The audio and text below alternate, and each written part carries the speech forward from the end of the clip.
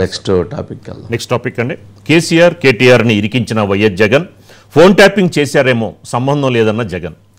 షర్మిల అంశంలో మొత్తానికి ఆయన చెప్పకనే చెప్పేసినట్టు కనిపిస్తోంది వంశీ గారు. అంటే షర్మిల ఫోన్ ట్యాపింగ్ విషయాన్ని ఎవరు ప్రస్తావించినప్పుడు ఆయన దానికి ఆయన బయటే ఉన్నట్లుంది. ఆ బయటను ఒకసారి ప్లే చేస్తే ఆయన ఏం చెప్పారు అర్థమవుతుంది. అంటే తెలంగాణలో ఫోన్ ట్యాపింగ్ జరిగిందేమో అనే అభిప్రాయాన్ని ఆయన కూడా వ్యక్తపరిచారు. అంటే అది ఎందుకు చేయాల్సి వచ్చింది, అక్కడ ఆమె పార్టీ క్రియాశీలకమైన పార్టీ అన్నాడు. ఆమె ఆ పార్టీ పెట్టింది కాబట్టి అందుకు చేశారు. అంటే పార్టీ పెడితే ఫోన్ ట్యాపింగ్లు చేస్తారా? అది చెప్పాలి కదా. తప్పు అలా ఫోన్ ట్యాపింగ్ జరిగి ఉంటే అలా జరిగి ఉండకపోవచ్చేమో, జరిగి ఉంటే తప్పు అని చెప్పు ఉండాలి. అలా కాకుండా జరిగి ఉందేమో అంటే ఆయనకి కొంత సమాచారం ఉండిద్ది, జరిగింది అనేటువంటి అభిప్రాయానికి వచ్చినట్టున్నారు. జనరల్గా అది కేసీఆర్ గారు చేశారా కేటీఆర్ గారు చేశారంటే జగన్మోహన్ రెడ్డి గారి కోసం వాళ్ళు చేస్తుంటారు. మరి చంద్రబాబు నాయుడు గారిది ఎవరు చేశారు, మరి ఎందుకు చేశారు? లోకేష్ గారిది ఎందుకు చేశారు? పవన్ కళ్యాణ్ గారిది ఎందుకు చేశారు? అది ఖచ్చితంగా పొలిటికల్ ఉద్దేశంతో చేస్తున్నారు. ఒకసారి జగన్మోహన్ రెడ్డి గారు బయట ఉంది, దాని మీద ప్లే చేయండి.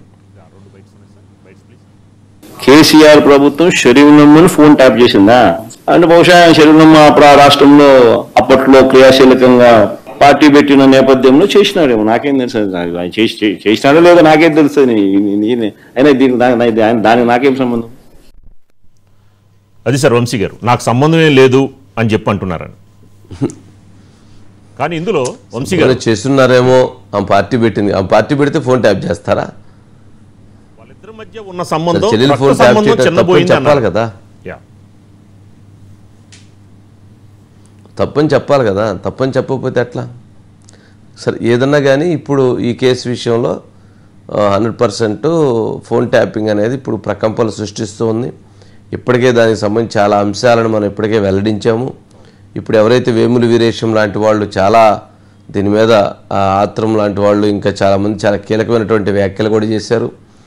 ఇది ఎవరైతే జగన్మోహన్ రెడ్డి గారు షర్మిల ఫోన్ ట్యాపింగ్ జరిగింది అనేటువంటి ఒక సమాచారాన్ని జరిగిందేమో అంటూ ఇది పొలిటికల్ పార్టీ పెట్టారు కాబట్టి చేసి ఉండారేమో అనేటువంటి భావన వ్యక్తం చేశారంటే ఆయనకి దీనికి సంబంధించినటువంటిది కొంత సమాచారం ఆయన దగ్గర ఉండాలి, లేక ఆ ఫోన్ ట్యాపింగ్ చేపించింది ఆయన అయి ఉండాలి, లేక ఆయన కోరిక మేరకే వాళ్ళు చేసి ఉండాలి.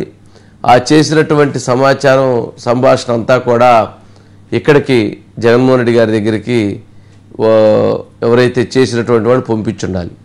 మొన్న షర్మిల గారు ఒక కామెంట్ కూడా చేశారు, ఎక్కడికో వెళితే అక్కడ పక్కన ఉన్నటువంటి వాళ్ళు కూడా ఫోన్ చేసి ఏపీ పోలీస్ ఆఫీసరు మాట్లాడారని. మరి వీళ్ళు ఫోన్ ట్యాప్ చేస్తే ఆ సమాచారం జగన్మోహన్ రెడ్డి గారికి లేదా వాళ్ళకి సంబంధించినటువంటి టీంకి ఎలా చేరింది? సుబ్బారెడ్డి గారి మీద కూడా కామెంట్ చేశారు. ఎలా చేరింది? చేరకూడదు కదా, అది వీళ్ళకే ఇన్ఫర్మేషన్ ఉండాలి కదా. మరి వాళ్ళ దగ్గరికి ఎట్లా వెళ్ళింది? వాళ్ళ దగ్గరికి వెళ్ళిందంటే వీళ్ళు పంపిస్తే వెళ్ళిందా, లేక వీళ్ళ ఫోన్లు వాళ్ళు ట్యాప్ చేశారా? కేసీఆర్ గారి ఫోనో కేటీఆర్ గారి ఫోనో లేకపోతే ఇక్కడ ఎవరైతే ఆ ఫోన్ ట్యాప్ చేసినటువంటి ట్యాపింగ్లో పాల్గొన్నటువంటి వాళ్ళ ఫోన్ జగన్మోహన్ రెడ్డి గారు ఏమైనా ట్యాప్ చేశారా, లేదా ఆయన సపరేట్గా మళ్ళీ వాళ్ళ ఫోన్ ఏమైనా ట్యాప్ చేశాడా? అంతే కదా. ఇప్పుడు వాళ్ళు విన్నారంటే వీళ్ళు పంపిస్తే వాళ్ళు వినాలి, లేదంటే వీళ్ళ ఫోన్ కూడా వాళ్ళు ట్యాప్ చేస్తే వాళ్ళు వినాలి. ఇది కొంచెం చెప్పేది కొంచెము సహేతుకంగా లేదు, సమంజసంగానూ లేదు.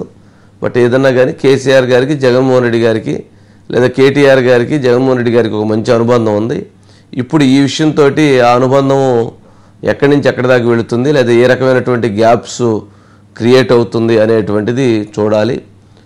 ఎందుకంటే ఇది పొలిటికల్గా రాబోయేటువంటి రోజుల్లో దీంట్లో సిబిఐ కూడా రావచ్చు.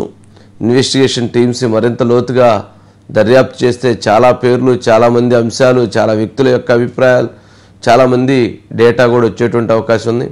నిన్న ఈరోజు కూడా చాలామంది అప్పీర్ అయ్యారు, చాలామంది వీటికి సంబంధించి ఆ ఫోన్ ట్యాపింగ్కి సంబంధించినటువంటి సమాచారాన్ని కూడా అందజేశారు. సరే చూద్దాం మరి దీనికి సంబంధించి ఏం జరిగిద్ది అనేది లోతుగా చూడాల్సినటువంటి అంశం రాజుగారు.